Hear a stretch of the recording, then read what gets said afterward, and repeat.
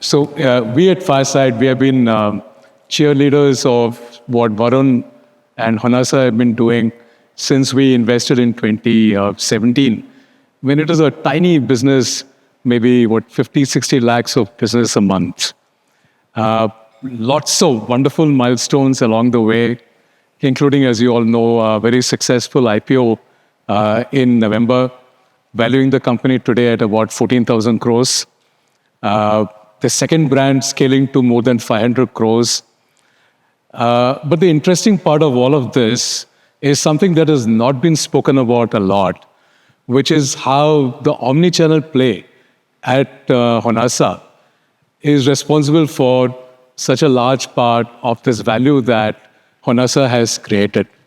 And that's really what we want to talk about today. What's been the journey that Varun and team have been through over the last several years. So I remember when we came on board in 2017. They had an offline business. They were having their D2C business. They were also on Amazon. But interestingly, Varun chose to focus a lot more on the online business, though he came from a history with Unilever and Coke and so on. I would have thought intuitively he would have gone offline first.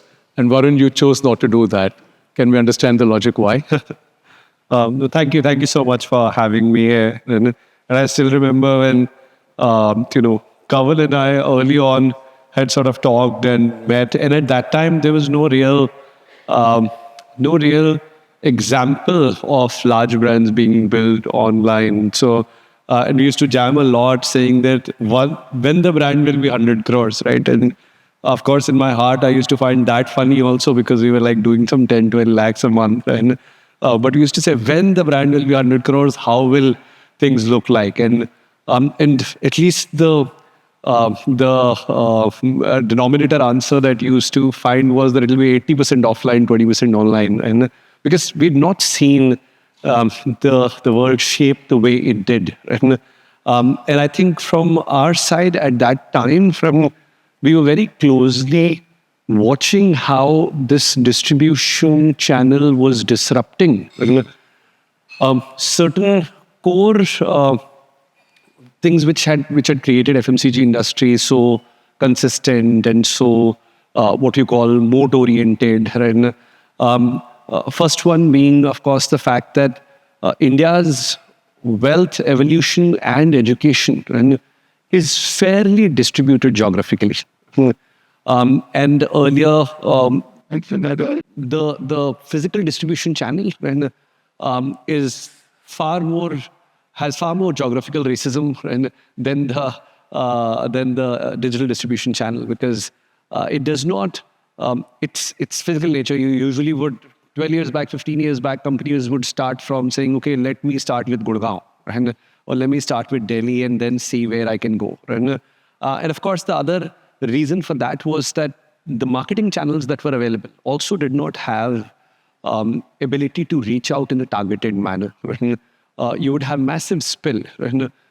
You couldn't reach out to the right people in a HSM belt like Delhi. You would either need to do print, and print is not a great channel for a lot of different categories where explanation, aspiration, etc. needs to be built. So I think combination of this, we were closely seeing that this is going to clearly disrupt and bring a lot of consumers who are, one, looking for aspirational brands in terms of what they've been using for sometimes, what they've been sort of, what their, generations have been buying, moving from there to show that they have evolved. As well as for the longest time, because of that strength of that mass distribution, Indian brands had become denominator brands. And now when you're available in sachets, and you're using the same thing, and like, I don't want to judge me, but if you are using the same thing that your maid is, for example, and there is death of aspiration that is also happens for that brand. And then this was the time when people were clearly growing and looking for and moving up and demonstrating through their brand choices and how they're moving forward in life, how they've evolved further compared to their last generations. And e-com clearly was an area where they could search and find such solutions. And we were clearly seeing that data. So for us, every quarter, the amount of data that we were seeing in terms of number of people transacting, number of searches happening, and the fact that you can be far more targeted was giving us the confidence that this is a great place to build early awareness and early traction for a brand. And from experiences in the CPG world, and at least one thing that we were very clear about is that in a physical world, friend, your right to win, especially in slightly evolved market now that we are in, right, compared to 20 years back, where brand choices were none, right?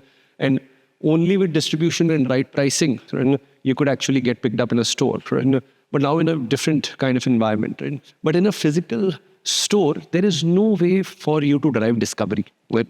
And hence your right to win largely is when a consumer is aware of your hero products. They look at it, at best a visibility intervention can be done. They look at it and they say, yeah, I know this and I want to buy this. And is the only sort of, time when you can actually get scaled advantage and scaled sort of profitability in that channel. So to get to that, I think what we decided and what we did was to take the brand in online, scale it up to 400 odd crores at Mamaearth. And once it got there, the acceptance, in fact, from our D2C website, we started seeing at least 1,000 retailers buying every month. Whenever we used to run any kind of sale which had 25-30% type of off, they used to come and buy, like the retailers were buying, and we could see bulk orders, same address, 20 orders being sort of placed. And when we used to do calling, we used to understand, okay, this is happening. And those things started then telling us, okay, this is the right time. And then we started focusing on offline and scaling it. And if I remember, you were also tracking other brand metrics.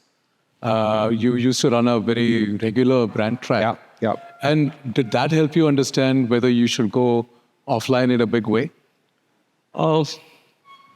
Honestly, I wish I could say yes, but so brand track has been a very important part of our journey. And coming from marketing and CPG backgrounds, I was very uncomfortable with the fact that if brand building is the largest investment in our P&L, and the only thing that we are tracking is CACs, then we're really not doing justice to measuring return on our investment. Because finally, what we are doing is building a brand in the mind of a consumer.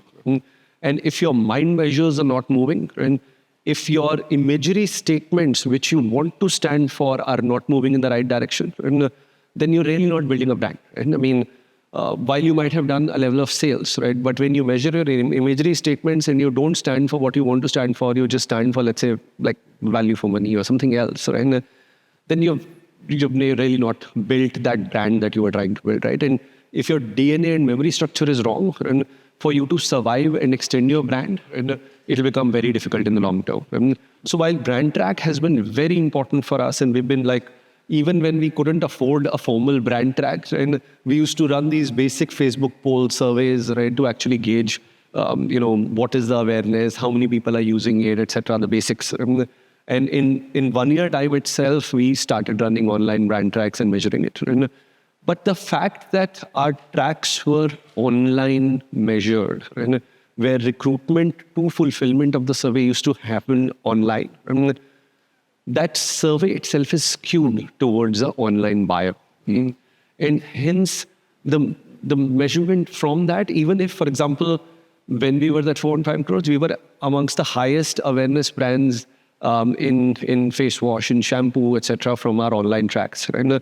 But does that mean you have the right to win in offline? Not necessarily. That consumer itself might be different.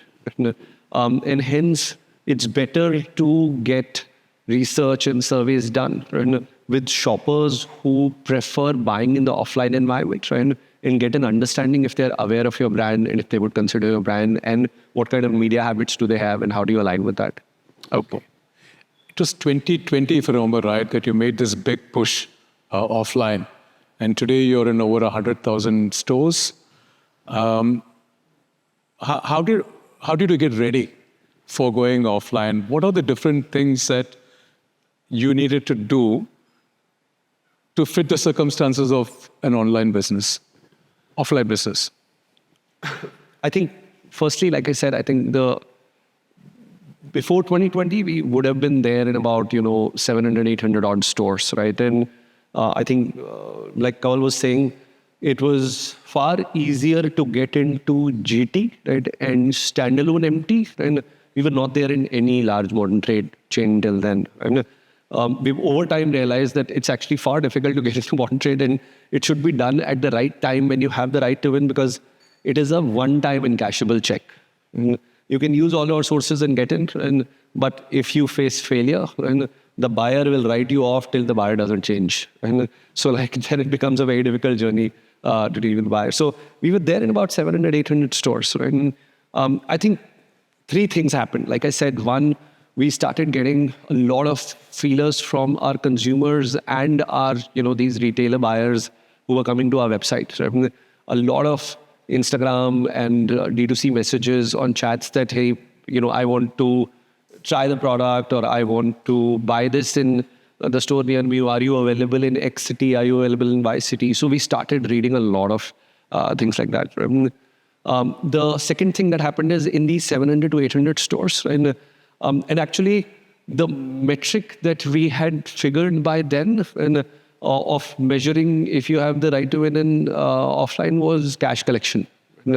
So it is not sales. It is not sort of, how many stores that you can get into. And it is how many stores are paying you on time. And that's your real sales, right? So, I mean, that's the metric that we've sort of been building on, because if the distributor is paying you on time, then you can be rest assured that your product is moving and he's getting his money at a businessman.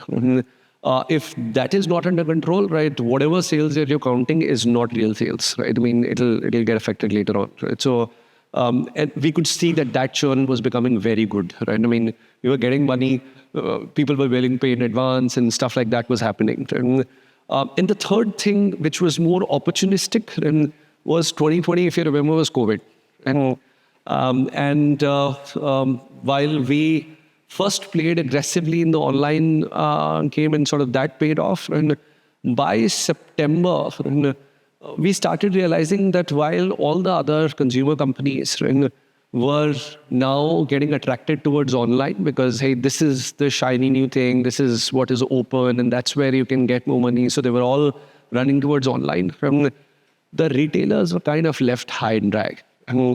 Modern trade was not getting visibility, right? Listing fees were not coming in because no new brands didn't want to come in. They were conservative. Retailers in GT also were not getting in as many brands who would want to partner with them and grow. And, and we have this practice, and we've been doing this now for a very long time, that we, all our, 40 to 50 team members, we go to markets every quarter. And we generally take reads of what's happening, right? So I remember September, October, when lockdown 1 had opened and sort of things were opening, and we had done one of those market visits, and we clearly realized, man, right, footfalls are starting to happen, right? But there is very less activity in terms of, marketing and in-store spends that is happening. And we started then reaching out to retailers, right? So I think step one was hiring right people. While we had some part of the team, but now we were looking at a very different kind of a vision in terms of scale, right? So hiring right sort of people who have the right relationships, who know the local markets, right?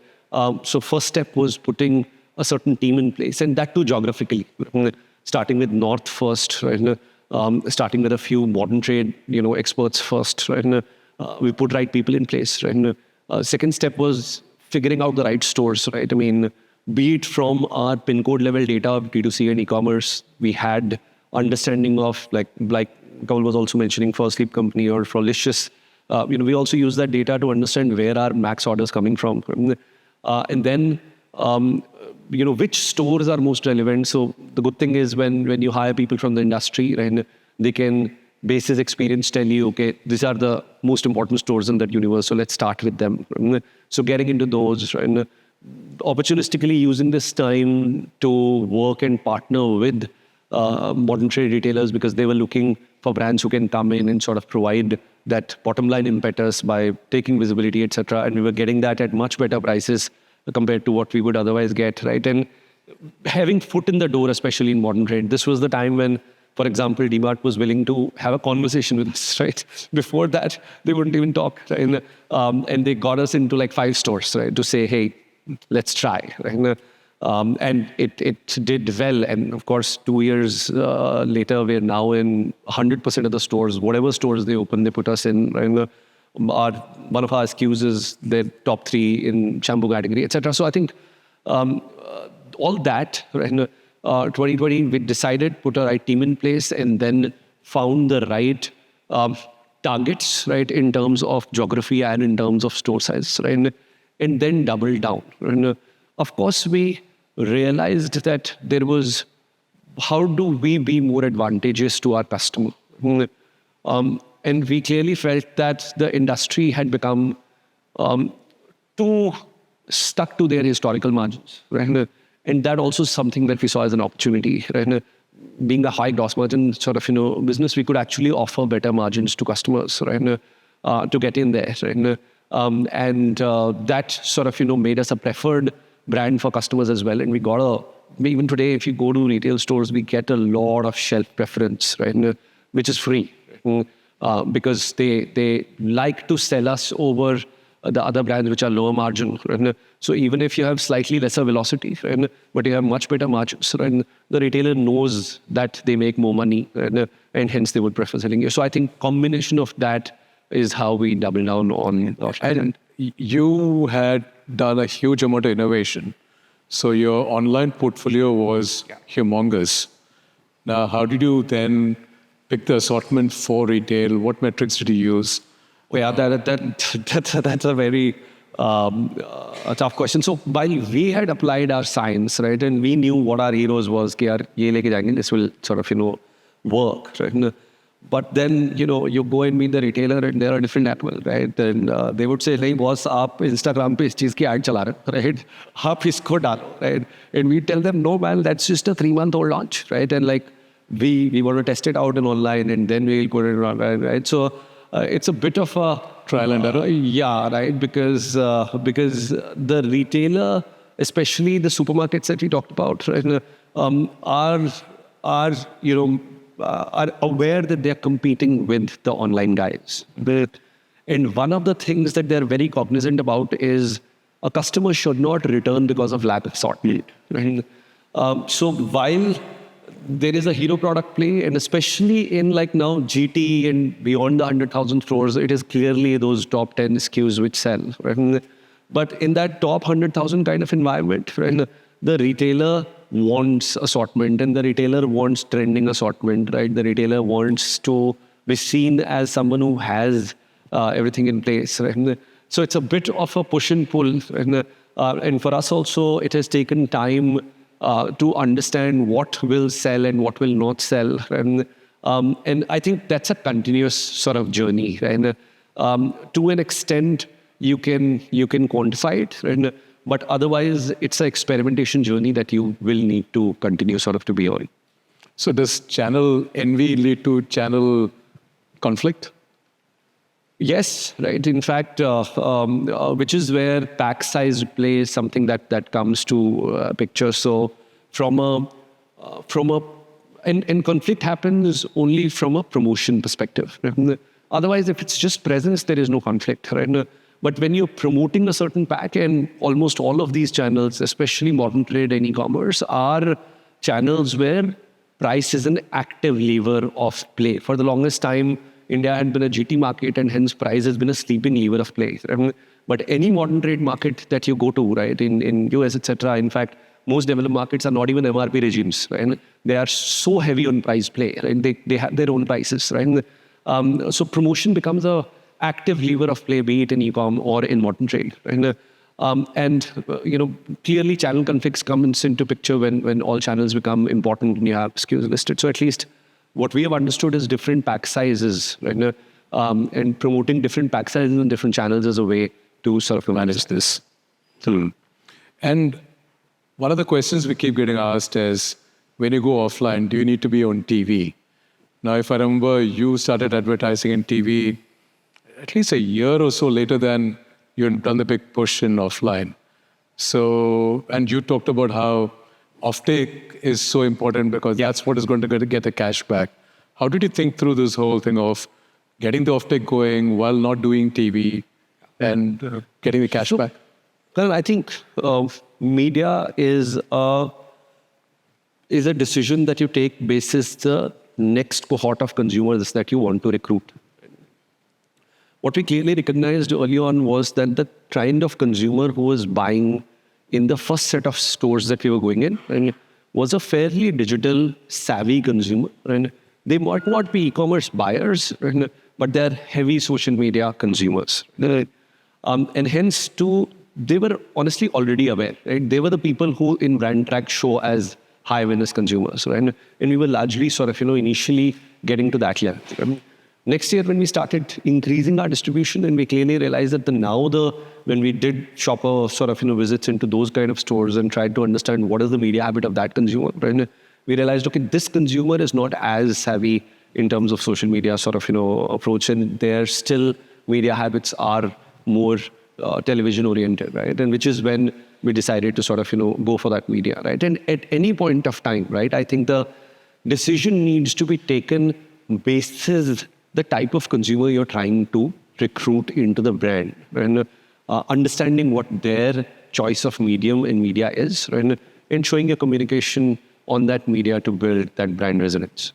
So it's not so much about omnichannel, but really is the consumer cohort that you're targeting. Absolutely. That should decide your media channel. Absolutely. I mean, distribution exists to service consumer demand. And consumer demand and creating consumer demand is the first step. Figuring out who that consumer is and where do they buy is then the next step, which should decide where your distribution should be. Okay. Any watch outs that you would like to tell people out here? Things to watch out for, things you can get badly wrong? Also, honestly, it's a journey, right? I mean, I still remember when I joined as a sales manager at HUL, right? In 3 years, we had 2 sales structure changes. And I used to feel, man, right? Structures should ideally exist for decades. Right? But now, while running this, we clearly realize and recognize, right, that structures need to serve the bigger vision or business that you want to get to over the next 2 to 3 years. Right? And hence, structures are far more fungible, right, than we believe them to be. Right? So it is a journey, right, where you will need to keep learning, keep questioning the organization structures you've designed, right? Keep sort of, keep the eye on the next 3 years, right?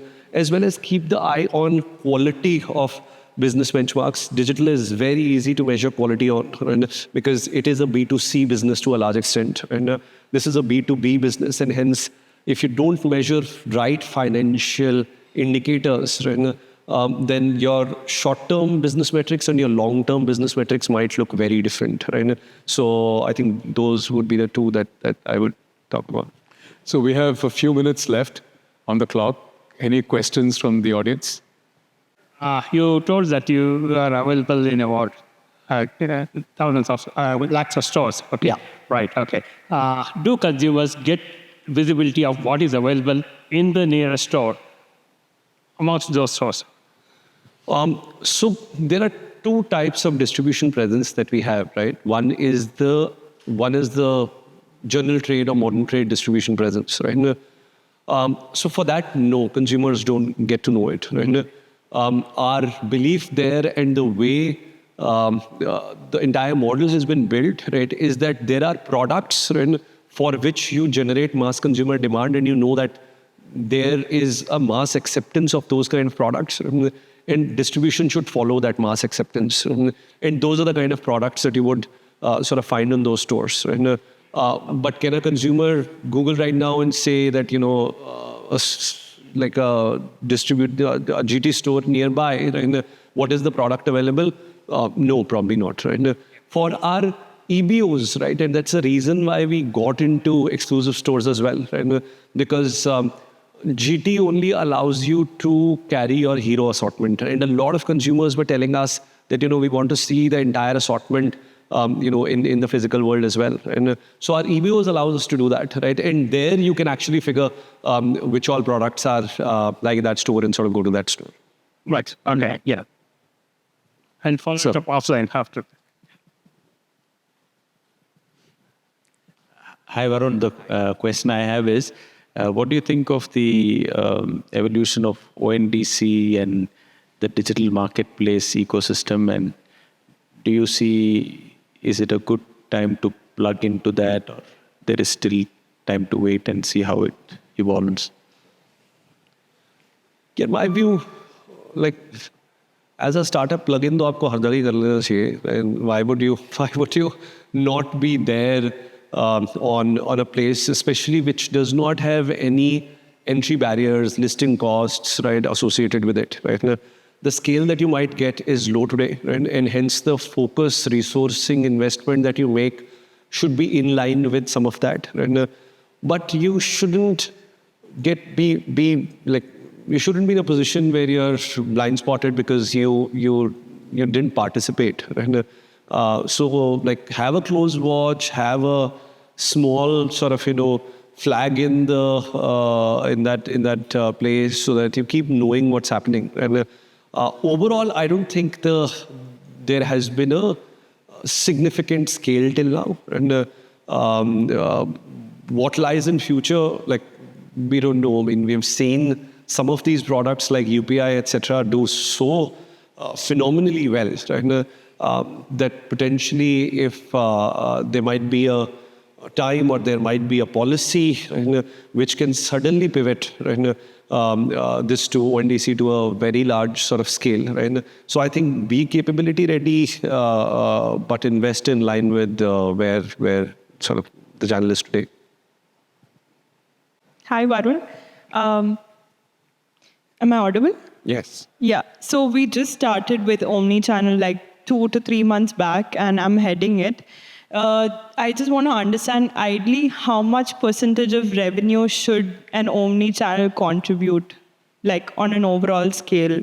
See, every channel has a certain size, right? And in that channel, there is a certain size of your category, right?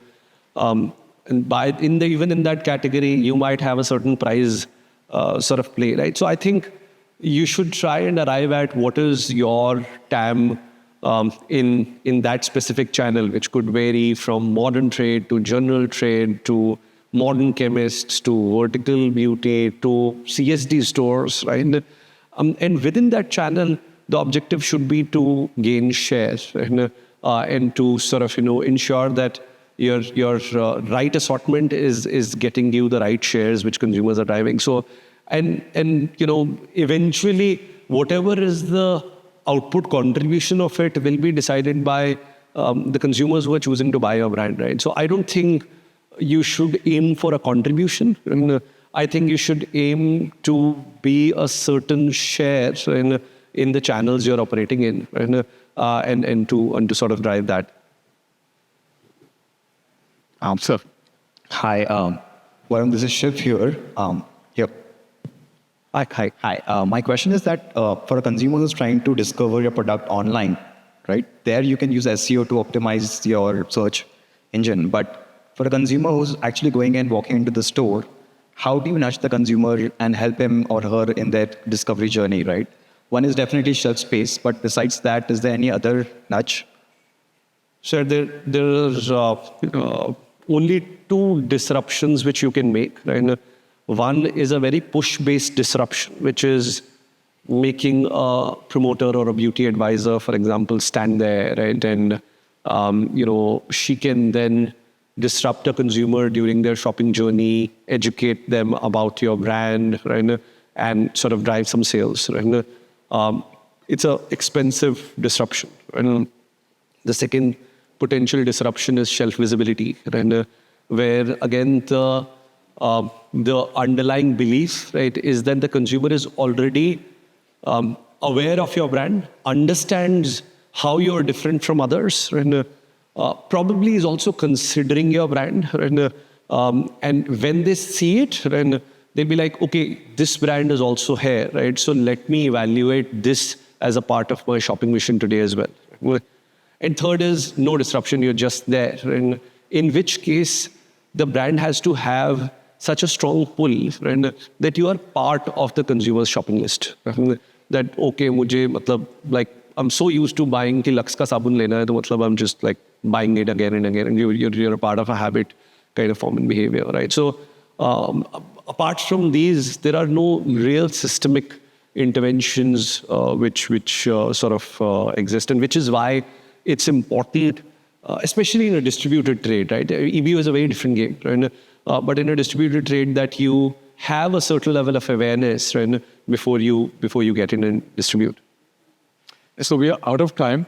So I'm just going to take 2 questions for the 2 guys who put up their hands. All right. And that's you, and that's you. And with that, we'll have to, I'm sorry, we're just out of time. Please. I'll try to keep mine pretty simple.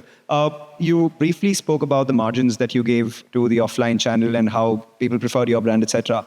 Do you have a rule of thumb as to what the economics of each of the channels have to be? Because at the end of the day, sales you can increase via multiple channels and margins and all of that and stuff. But I mean, at the end of the day, you have to make money, right? So what's the rule of thumb? So honestly, even with incremental channels, like I said, right? I mean, see, when you're coming from the D2C world, right, you have an animal called CAC in your P&M, right? And like that animal doesn't really exist in the offline. So I mean, like even with significantly better margins and to the distribution trade, and your net margins are far better for this channel. But the net margin needs to be calculated on finally the offtake and the cash collection that you're doing, so, and not the sales that you're doing. Yeah, right. And the people cost, right? Even including that OPEX, right?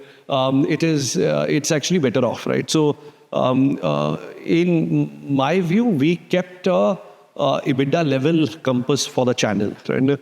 Basis which we arrived at some of these margins, right? And you know, like we're still fairly better off, right, in the channel compared to, for example, but finally, it's also because there is disproportionate appropriation of marketing spends, right, which happens to the online channel, right? And unlike, while we call it performance marketing, etc., right, unlike the traditional channels where you used to pay to the customer, right, and hence it was trade marketing, and performance marketing is all consumer marketing. You're showing a communication or an ad or a product to the consumer, and the consumer is buying it, which means that you're building awareness, you're building consideration, right? And hence it's all brand marketing. Finally, which leads to your sales in offline as well. So I think that's how we look at it. Thank you. Sorry, just that last question from there. And you mentioned 2 kinds of spends, right? One's a demand generating kind of probably TV spend or ATL spend, and second is also the spend that you incur in trade marketing. So typically, if a brand is wanting to go offline, what's the kind of budgets you look at in terms of proportion? Which one is bigger compared to the other, and also which one is first and which one is second in terms of execution? Yeah, I don't think it's a or piece. It's more and piece, especially when you're beginning, right? You need to reduce friction on all parts of your funnel, right? Without the right awareness levels, right, the product won't move out, right? And without the right initial push, right, which happens through some of these visibility interventions or incremental margins, right, the retailer would not prefer you, right? So in my mind, if you're wanting to do it at a certain pace, right, then both of them need to coexist. Right? If you have a lot of time on your hand, right, then you could choose to do just one as well, right? And let the other follow, right? So you could choose to create pull, right? And your pull can be so strong that the retailer starts asking for your product, right? In which case, right, you will not need to provide high TTS. So I think that's how it'll work. I'm so sorry, that's all we have time for. I know there are lots of other questions, but we are completely out of time. Varun, thank you so much. Thank you for the very clear narrative. Thank you so much. Thank you.